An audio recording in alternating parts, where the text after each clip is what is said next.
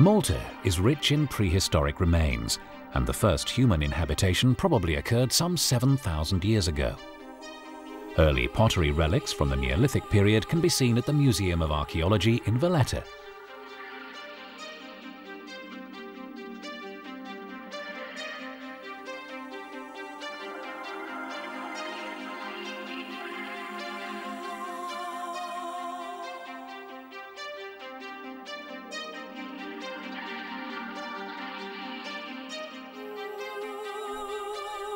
The most active settlements established themselves during the long temple phase of the Copper Age, which lasted from around 4100 BC to around 2500 BC.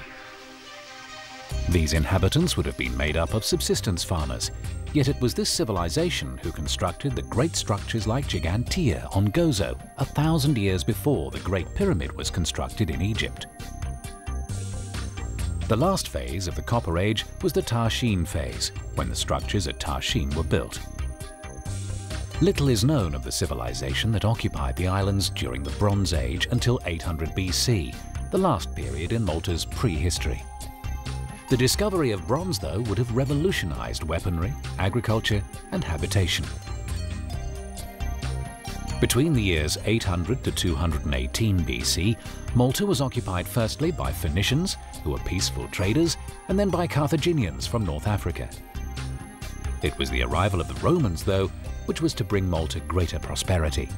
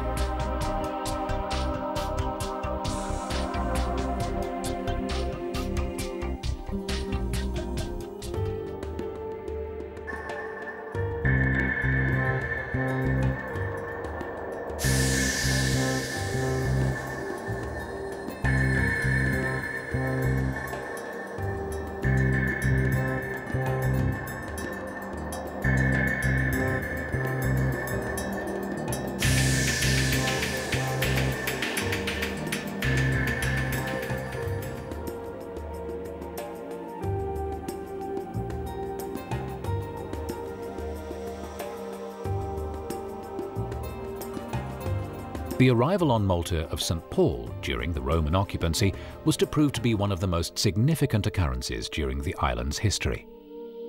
He and St. Luke sowed the seeds of Christianity on the islands and converted the Roman governor Publius, who went on to become the first bishop of Malta. Paul was shipwrecked on an island just off Malta whilst travelling to Rome and spent just 3 months on Malta. During this time, it's believed that he converted the entire population to Christianity. The islands where the shipwreck occurred have been called the St. Paul's Islands, and St. Paul's Grotto, where the saint was held captive during his stay, can be found in Rabat. His legacy is apparent everywhere on the island, as almost every town has a St. Paul's church. Although some skeptics have strongly questioned whether St. Paul was actually on the island at all, the belief from the Maltese remains as strong as ever.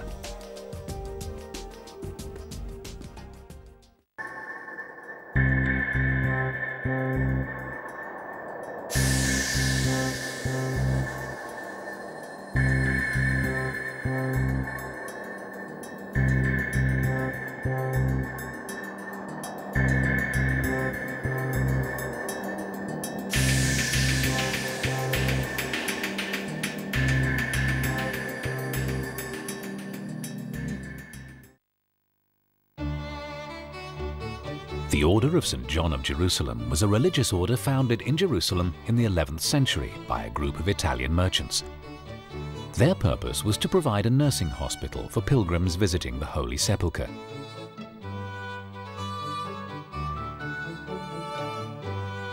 The order assumed a more military role during the First Crusades, and in 1113, Pope Paschal II conferred upon them papal protection. The Knights were eventually defeated by the Muslims in 1291 at Acre and sought refuge in Cyprus. It was here they stayed until 1310, when they captured Rhodes. The order arrived in Malta in 1530, following their surrender of the island of Rhodes to the Turks. Malta was a sanctuary offered them by Charles V, Emperor of Spain. Here they settled for the next 25 years, while the Turks, ruled by Suleiman the Magnificent, took control over the central Mediterranean. All that stood in the way of the forces of Islam was the Knights' garrison on the island of Malta. The Great Siege of 1565, when Suleiman the Magnificent decided to try and defeat the order once and for all, and sent an army of 35,000 warriors in an armada of 181 ships to Malta to take the island. Grand Master de la Valletta mustered all his available knights and forces, which totalled 8,500 to 9,000 men. Following a 31-day siege at Fort St. Elmo, the Turks attacked Fort St. Michael and St. Angelo, before relief for the knights came in the form of 8,000 men sent by the Viceroy of Sicily. A final, bloody, pitched battle in St. Paul's Bay saw the Turks defeated. From the original 9,000-strong garrison, only 600 remained standing, while the Turks had lost a staggering 30,000 men. Under Napoleon, the French ruled Malta, and during this time plundered a great deal of the island's treasures. Needless to say, their unpopularity eventually fueled an uprising, and the Maltese lay siege to the French garrison at Valletta. With the help of the British and Portuguese navy who blockaded the port, the French were eventually starved out, and the British took responsibility for the island's administration.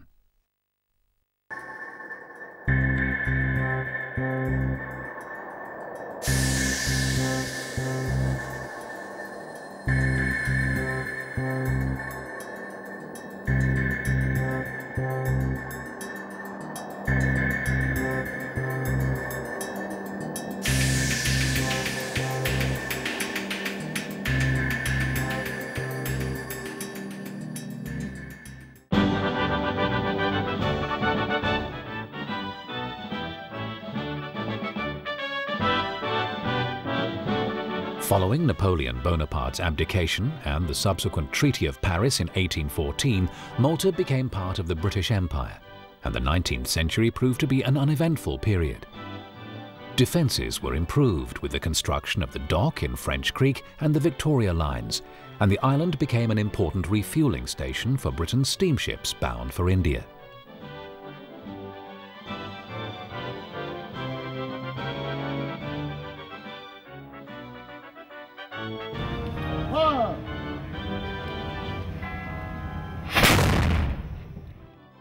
Because of its important strategic position, Malta suffered sustained and heavy bombing during the Second World War. On the 10th of June 1940, Mussolini and his Italian army had joined Adolf Hitler, and so began a bombing campaign which came perilously close to victory in the summer of 1942. Malta was important as it was used as a base from which to attack Field Marshal Rommel's supply lines to North Africa, and the Luftwaffe's response was a campaign to bomb and starve the island into submission. During the early part of 1942, there were 499 air raid alerts. Malta was to endure 157 days of continuous bombing, and rationing was cut to well below sustaining levels.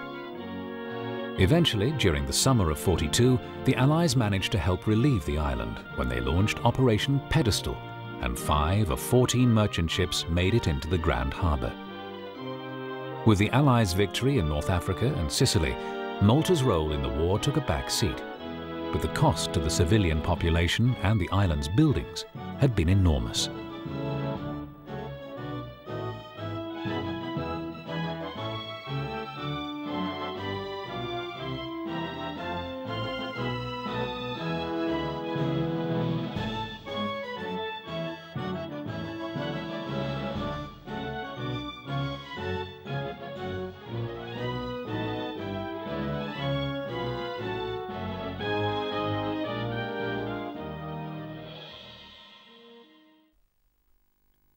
In 1962, the state of Malta was created, and in 1964 achieved independence within the British Commonwealth.